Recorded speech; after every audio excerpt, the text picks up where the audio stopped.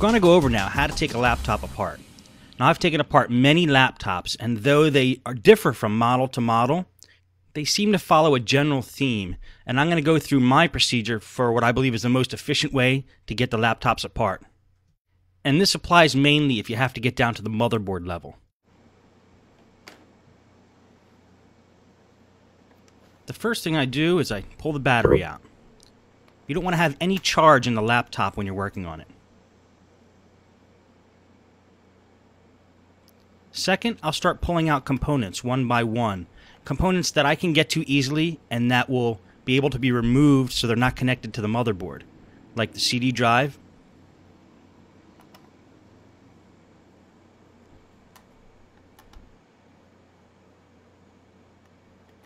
and here I'm getting to the RAM. There's one stick in there. You just grab the two ends of the RAM holder and it'll pop up. Sometimes you have to use a device to get in there if it's too tight. And you pull the stick of RAM out. Then you have a wireless card. And wireless cards have that antenna. It's usually a black, gray, or white cord. It just pops right off. And again, the wireless card comes out just like the RAM does. Now we're going to get the hard drive out. And this laptop actually already has the hard drive taken out, but we'll take the cover off. Now what I really want to do is get the screen off, because the screen's going to be in the way. I want to remove it from the equation. To get to the screen in most laptops, you have to take this cover off, and that gives you access to both the keyboard and the screen. I call it the hinge cover plate because it covers the hinges. And the way to get that off is usually to just pry it off, unless it's held in by screws, and that's why I turn the computer over. I'm going to remove any screw that appears like it's directly under the hinge cover plate that could be fastening it on, because I've pried that hinge cover plate off in the past and sometimes it's screwed in from the bottom and it breaks. So rule number one, if you have to force anything off of these laptops, stop what you're doing. It's probably going to break. So I just play it safe and remove all the screws that could possibly be holding that hinge cover plate on. And the only way I'll be able to tell is when I go to attempt to take the hinge cover plate off. So just lining it up. I lined up how big that hinge cover plate is, and I'm just removing any screw that's directly under that. And this computer actually has a lot of them. Most computers don't have this many screws directly under the hinge cover plate.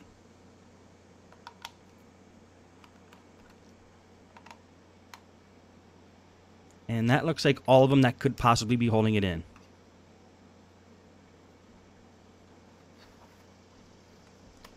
So now we flip it over, open it back up again, and now we attempt to remove the hinge cover plate, knowing that any screw that could possibly be holding it in is removed. And one way to get to it is to push down the keys and pry under the keys, being careful not to damage the keys when you do that. Or if that doesn't work, look for some other entry point, like there was right under the hinge. And then what you have to do is kind of jiggle it, and it'll pop off. Now we have access to the keyboard. And it's going to take the 4 screws off that are holding the keyboard on. Now that hinge cover plate in some computers might have a ribbon cable attached to it or might be fastened in a different way, but they're all generally about the same. It's kind of snapped in there, sometimes with and sometimes without screws holding it in. And keyboards, sometimes they have screws like they have in this one where I'm pulling them off now, and they always are attached by a wide ribbon cable that you just grab by both ends at the connector and pull it out. Now I'm disconnecting any ribbon cable I see. This is for the touchpad. Because when I take the top plate off of this computer, that ribbon cable is still going to be connected unless I remove it right now. Now I have access to the screen. And this is the LCD cable I'm pulling off now. And these 2 wires here go to the wireless card. You're going to find in a lot of laptops, the wireless antenna go through the computer to the bottom, to the wireless card, all the way up to the top of the screen. So you have to kind of fish it through the computer and pull it back. This way you could get the screen off. If we didn't pull these wires back, we wouldn't be able to remove the screen. And then we'll start removing screws from the hinges on the screen. This particular computer has 3 hinges that go straight down and hold the screen to the base. 1.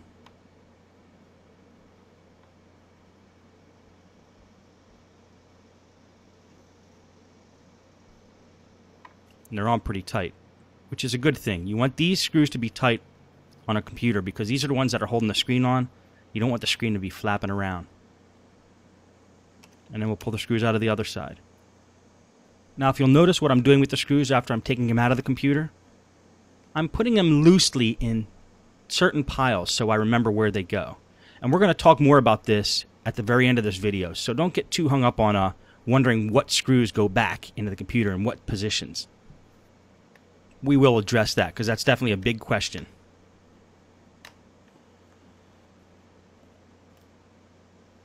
Now the screen should come right up after we pull out this last screw.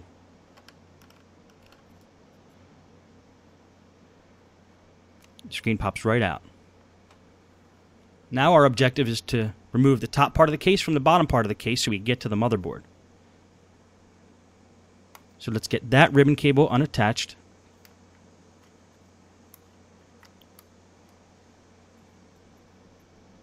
And this computer has a little circuit board here that needs to be removed, which we'll do now. Not all computers have this circuit board. This was where the power buttons are. I'm just going to take a screwdriver and just pop up the side a little bit and the whole plate should come right out. There we go. Now we're going to start removing screws from the top plate. Any screw that we see that appears to be holding the top part of the case to the bottom part of the case.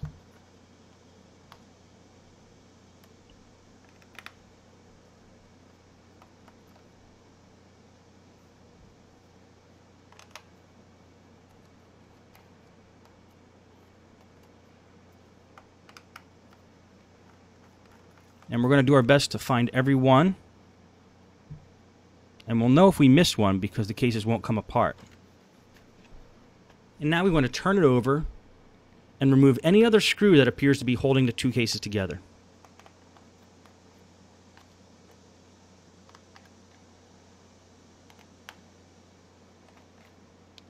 Now, generally, in most computers, most of these case screws are going to be about the same size, so you might be able to keep them all in the same pile.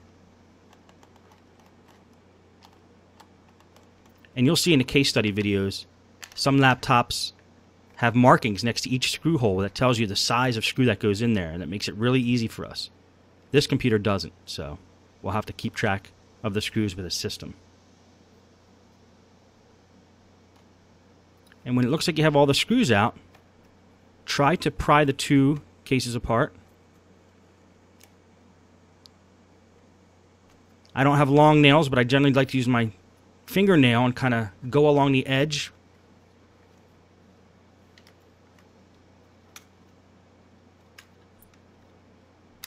And just find some entry point where there's already a little bit of an opening there, a gap that you can get your nail in and kind of bring it all around and try to get these 2 cases apart.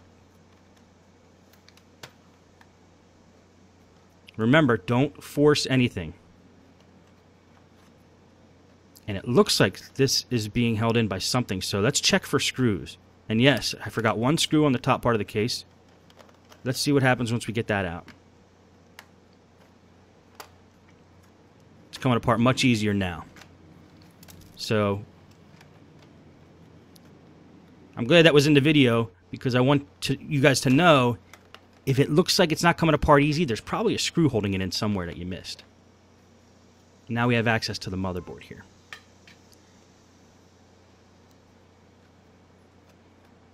Let's put that off to the side. And we'll attempt to remove the motherboard now from the top part of the case. This big black device here is just the speakers, and that attaches with a connector to the motherboard.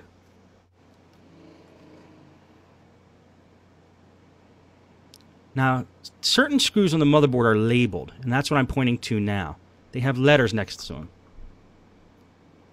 Usually there's white arrows, or there could be letters, like on this computer, that's basically telling you what screws you need to remove to get the motherboard off.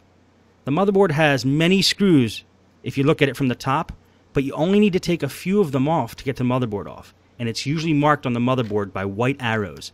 In this case, it was marked with the letter PA.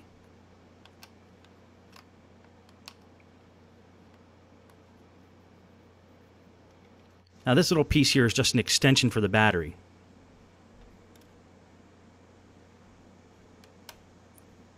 Now we're going to remove all the screws on the motherboard marked with PA.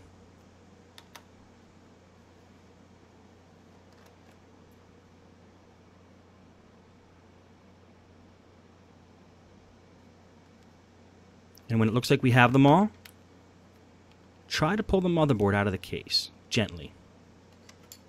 And you'll start to feel where the pressure is coming from if there's any other screws holding it in. And what this is here is the processor and heatsink and CPU fan. It usually all comes off in one big device and snaps onto the motherboard with a cable there.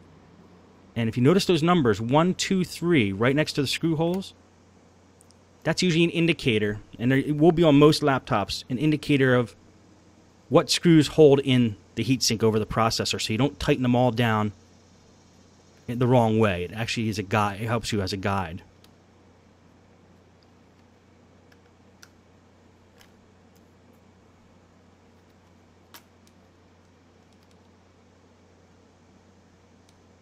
And again, once you think you have all the screws, just slowly pull up the motherboard.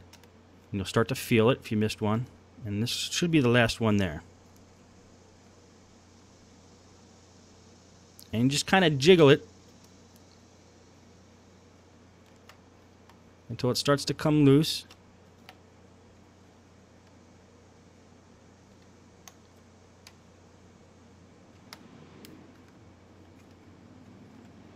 And pops right out. And that plastic piece I pulled out is just the holder for the PCMCIA slot. I'm going to lay something down so there's no static electricity on the motherboard when I place it down.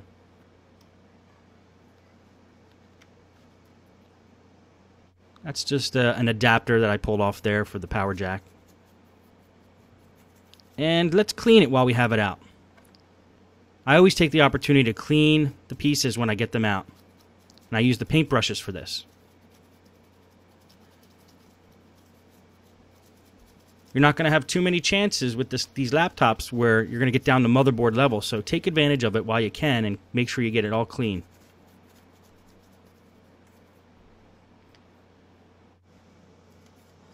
And since you have the fan out for the processor, blow it out with compressed air.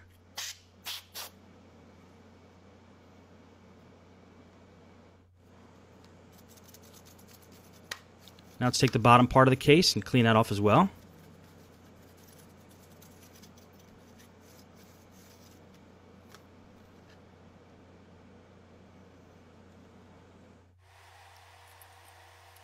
And now, say if you did have to do a motherboard replacement, you got to start putting everything back together again. And I sped this video up because putting it back together is almost identical to taking it apart in reverse order.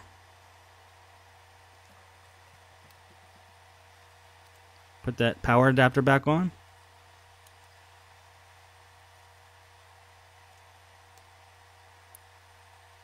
Now we're putting the screws all back on the motherboard marked with the letters PA. Put the speakers on, attach them to the motherboard. They just fit right in there, which they usually do. And that's just a battery extender. Make sure you have all the screws on that were originally on the motherboard before you put the black cover back on. And that's twice. I just checked to make sure I had them all back on there, and I do now. So now I can put the cover back on. It'll usually snap right together.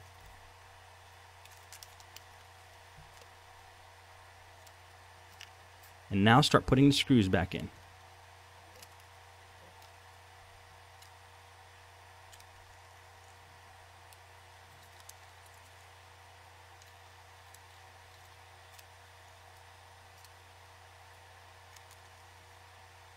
Now if you notice, these are screws I took out originally because I thought they were holding the hinge cover plate on.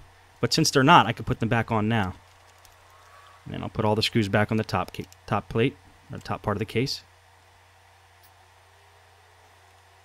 Attach the ribbon cable for the touchpad.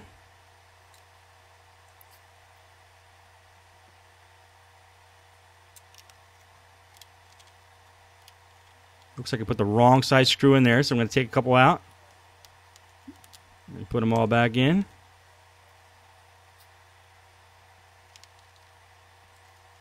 Sometimes you got to take a step back before you go forward. Happens to the best of them. Now put the rest of the screws in. Put that circuit board back in that has the power buttons on it, and make sure you attach the ribbon cables. Always attach your ribbon cables when you're putting things back, otherwise you have to take the whole laptop apart again. It's something that you just have to remember to do. You might get the whole thing back together and then realize the keyboard's not working because you forgot to attach the cable back to the motherboard. And we're just putting the screen on now. Now what I'm going to do, if you watch, is take a bigger screwdriver when I'm done tightening these up, because I want a little extra torque on these screws, because I don't want the screen to be flapping around. I want those screws to hold. So I just take a little bigger screwdriver and put a little extra torque into them before I put everything back. Attach the LCD cable, and now we're going to feed the wireless antenna back through the computer the same way it came out. We're going to close it up, pull the wires through. Might as well throw the wireless card in now just to get those antenna out of the way, and they snap right back on to the little connectors there. Nothing magical about those connectors. They're very easy. Just put the RAM in.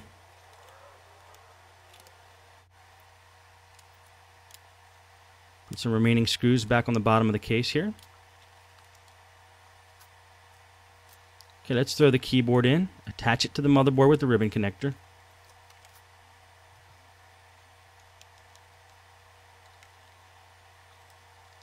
Attach the 4 screws to hold it on. Put the hinge cover plate back on. CD drive back in. Battery in. Hard drive cover back on. And that is pretty much how you do it. Most laptops are going to follow that pattern. And that's how I do it. Now, how do you keep track of the screws you get out of a computer? This is a big question. A lot of people are afraid about doing this when they start working on laptops. The method I used to do when I started out is I create a pattern right next to the laptop. A pattern identical to the pattern in which the screws are coming out. So if one screw is to the left of another screw, I place it on the table left of that screw. And I sped the tape up here. You'll notice that a pattern starts to form of the bottom of the case.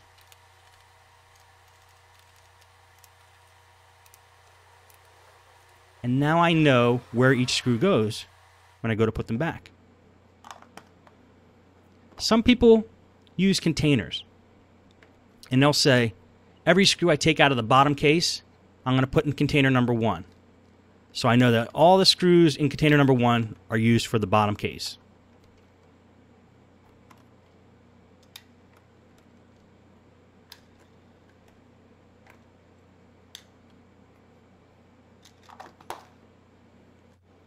And then I'll get a second container.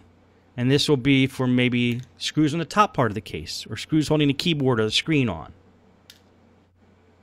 And then when you're down the motherboard level, there's more screws. So you could use another case for that.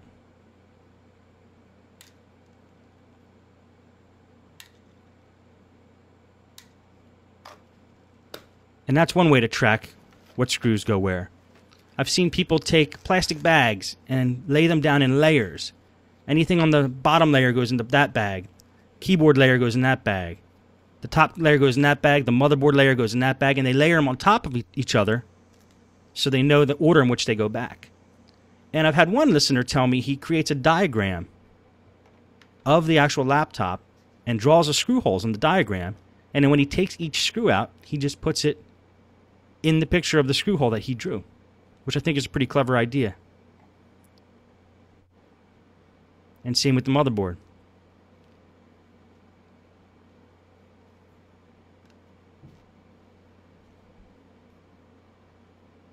And he does that for each layer that he has to.